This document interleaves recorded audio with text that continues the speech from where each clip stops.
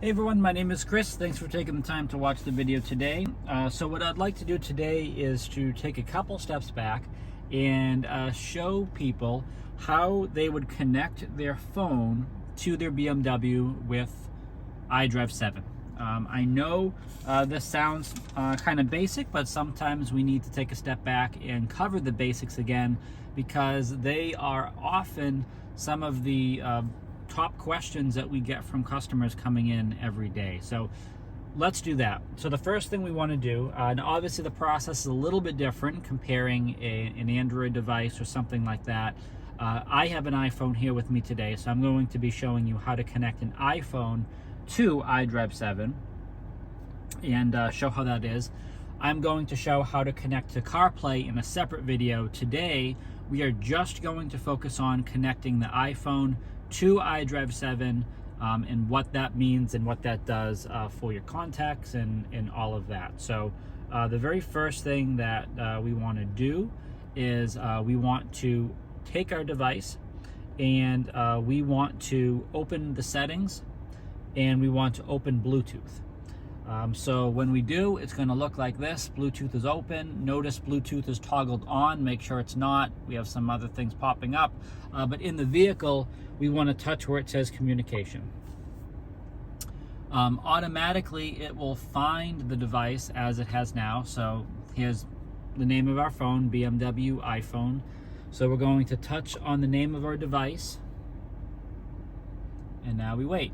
So if you notice, the code, it's auto-generated each time that popped up on the screen, matches what's in the vehicle. So we are going to hit pair and allow. Allow allows your contacts and your favorites to come over and be synchronized with the vehicle. We definitely want that. Now in the vehicle, you now have a choice whether you want to continue with BMW iDrive or use Apple CarPlay. So as I just mentioned, CarPlay will be a different video. Today we are going to continue with iDrive and stick with that system. Notice the phone doesn't have anything else yet. It's going to just finish up the process through the vehicle, and then we will be good to go. So it shows right down at the bottom that our phone was successfully connected here and that we are good to go. It wants to know if it wants to connect to the Wi-Fi using internet and apps. That's perfectly fine, so we'll tap yes. Now we're going to tap into BMW's iPhone so I can show you a few other things here. Also, this may pop up as well, whether or not you want to join that Wi-Fi network. I usually just do yes, and we will continue on. So the next thing that we have is BMW's iPhone. So how we have this connected, we can disconnect the device, we can delete the device. Right on the connection mode, we can easily toggle between CarPlay and BMW iDrive. That is a cool trick if you haven't seen that before. This is showing us to allow connections for telephone. We definitely want that. This is just kind of another thing. If you're not signed into your driver profile, whether or not this device is blocked for phone calls, I mean, that's a whole other thing. I really wouldn't do that. I don't really know why people would need to do that. I mean, if you're having people coming in and out of your car, using your car that you don't want to have to use your phone, I mean, that's kind of crazy. I mean, if you're getting to a point where they can use your BMW but not your phone, I think we have some other issues. So let's not do that. Use device ringtone, that's perfectly fine.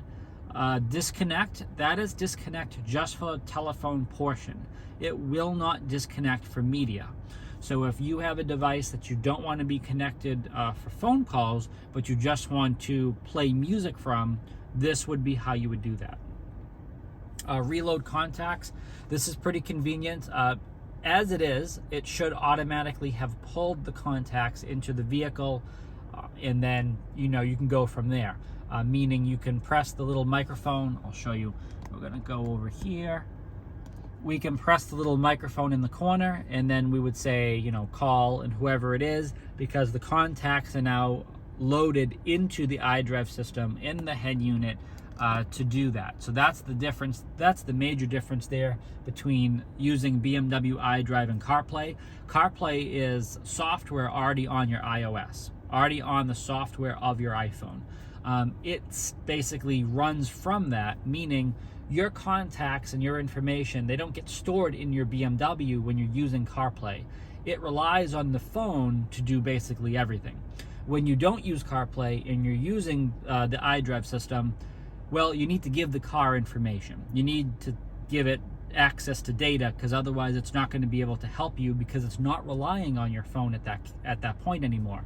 So when you connect to iDrive, your contacts are stored physically inside the vehicle. That's what happened. Well, obviously it's not physically, but it does save to the head unit in the vehicle. Sometimes during that process, not all of the contacts are loaded successfully. There's a lot of different reasons in the back end why that could happen. To make it easier, iDrive7 provided a reload contacts button, so we could easily tap this if there were any issues. So if you go through your contacts list and you find something just doesn't look right, or they were not loaded in properly, I would go back here, tap reload contacts, and that usually fixes the issue. This is another important one. I want to definitely check this off. Contact upload for dictation. So what this means, as the description shows in the display there, is it's basically transferring the names of your contacts to our provider there, which will improve speech recognition. So, I mean, we don't have to do this, essentially, but when you use the voice recognition or your intelligent personal assistant and you say call and you say the name of the contact, if it doesn't understand the name you're saying and that process fails, this is why. Without transferring the names of the contacts to our provider, the speech recognition is not going to be improved, which means it's kind of like hit or miss. It probably will work, but it might not. Going down further is what I mentioned earlier. If you just wanted to have your device connected for media, this is allowing connections for Bluetooth audio only. That's what this component is for. Now, just like the telephone, you can separately disconnect this section alone if you want to have just the phone calls connected. But the point is, with iDrive, you can control which elements of your phone you want connected. And you'll better see that with apps now as well. So here we have three distinct sections. We have the telephone section, we have the Bluetooth audio section, and we have the app section. Each of these can allow connections to your BMW.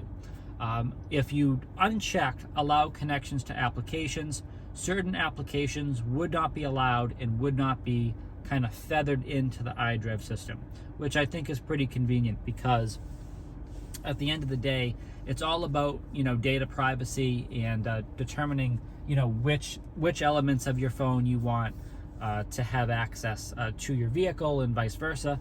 So having these different sections built out the way they are to allow you to disable connections, I think really is giving the control to the customer at this point. And I think that's really a good thing to do at the end of the day.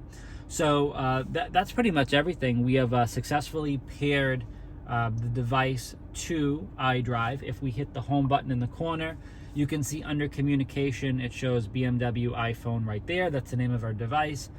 Shows battery signal as well. That is information because the device, as you can see, is not plugged in. So it knows that because of the iOS software is relaying that information via Bluetooth. That's how it knows that. There is no SIM card in this phone, which is why it's not showing any signal strength, and that's why that's showing that way. But this is successful. This is a successful connection. It is paired. It is ready to go. I can make phone calls if it had a SIM card, and I would be good to go. If I wanted to delete it, I could easily just tap into communication, go right into mobile devices, tap the name of the device. That's for Wi-Fi. I could go down here, and I could easily delete the device right down there, and now we're back to where we started. All right. So again, my name is Chris. Hopefully this information has been helpful. Please make sure you can subscribe so you always stay up to date with the latest technology in our vehicles. Check out the CarPlay video that will also be posted very soon.